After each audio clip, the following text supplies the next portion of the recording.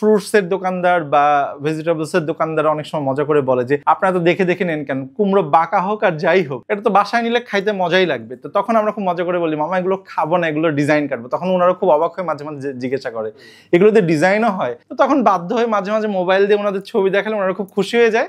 এবং এটার একটা প্লাস পয়েন্ট হচ্ছে পরবর্তীতে যখন আমরা যাই তখন উনি নিজের থেকে বলে ওনারা ওনাদের মতো বেছে নিক, ওনারা কিন্তু খাওয়ার জন্য নিবে না। যখন আমরা ঢুকি আমি সবসময় আমার ফ্রেন্ড যারা আছে যাদের সাথে নিয়ে আমি ডেলিভারি দিতে যাই আমি অলওয়েজ বলি যে কার্ভিংটা সবসময় ক্লায়েন্টদের দিকে ঘুরিয়ে ভিতরে ঢুকবা। তাতে হয় কি ক্লায়েন্ট হঠাৎ করে দেখলে ওয়াও শব্দ বেরোতে বাধ্য। যতক্ষণ পর্যন্ত ক্লায়েন্টের মানে মুখ দিয়ে ওয়াও শব্দ না বেরোবে ততক্ষণ পর্যন্ত সামনে নিয়ে হাঁটবা। প্রথম প্রোগ্রাম যখন করছে আমাকে 70 টাকা দেওয়া হয়েছিল, 100 টাকা দিয়েছিল, 30 টাকা আমার রিক্সা ভাড়া ছিল আর 70 টাকা আমার লাভ ছিল। ওই দিন ভাই কি যে বানিয়েছিলাম এটা বলা খুব মুশকিল।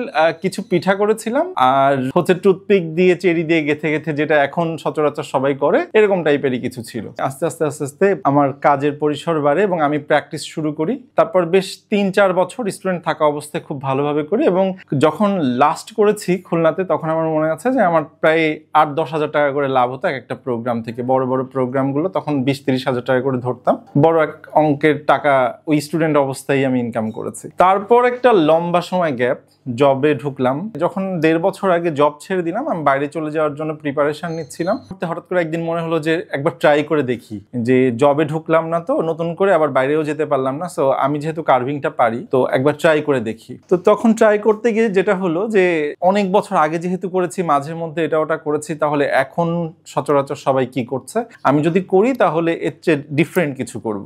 কিছু পেজ দেখলাম, তাদের কাজ দেখলাম, আমি শেখার জন্য কয়েকজনকে নক করেছিলাম। এর মধ্যে ফারদিন নামে একটা ছেলে আছে, ওকে আমি রিকোয়েস্ট করি যে তুমি ভাই আমাকে প্লিজ একটু যদি একদিনের জন্য শেখাতে, কারণ আমার দেশের বাইরে তখন আমি অ্যাপ্লাই করেছি আমি চলে যাব, আমি দেশের বাইরে গিয়ে করব। তো ও প্রথমে রাজি হয়নি, পরে গিয়ে রাজি হয়েছে, যদিও এখন আমার খুব ভালো বন্ধু। ও আমাকে প্রথম দিন 3 ঘন্টা শেখালো জাস্ট বেসিক কিছু জিনিস, কিভাবে নাইফ ধরবো, কিভাবে কোন কার্ভিংটা আবার নতুন করে শুরু মানে কিভাবে কোন কার্ভিং করব।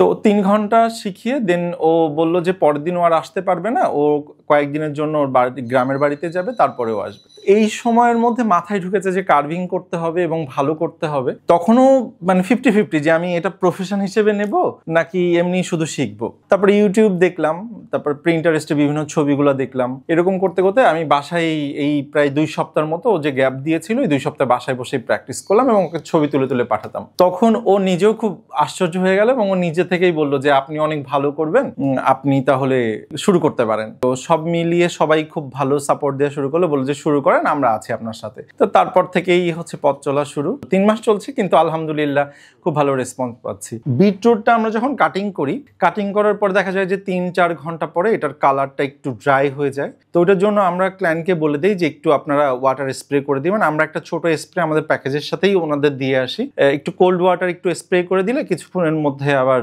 ওর আগের ফর্মুলাতে চলে আসছে। হাত তো বহুবার কাটে, প্রতিদিনই বলতে গেলে যখনই কাজ করি তখনই হাত কাটে। বাট একটা খুব দুঃখের বিষয় হয়েছিল কাজ করার অভিজ্ঞতা থেকে। আমি একদিন অনেকগুলো কাজের বুকিং ছিল, তো সেদিন আমার ক্লায়েন্টের বুকিং ছিল 2 তারিখে, আমি নোট করেছি 5 তারিখে। যেটা হয়েছে যে দিন 2 তারিখে ক্লায়েন্টের বাসায় যাওয়ার ডেলিভারি ছিল 6:30টার সময়। উনি আমাকে ঠিক 6:30টায় ফোন করে বলছে যে আমার তো প্রোগ্রাম শুরু, আপনি তো আমার কার্ভিং নিয়ে এখনো আসলেন না।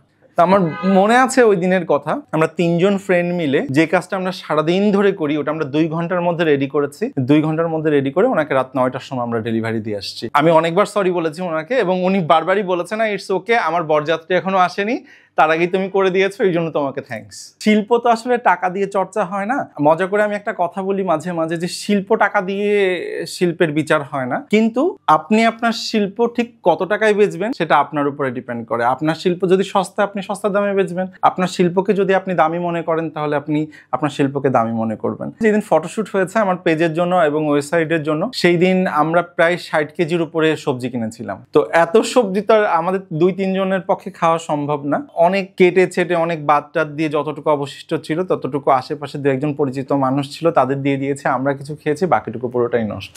সেই দিন থেকে নিয়ত করেছি যে এরপর থেকে আর কোনো কিছুই নষ্ট করা যাবে না।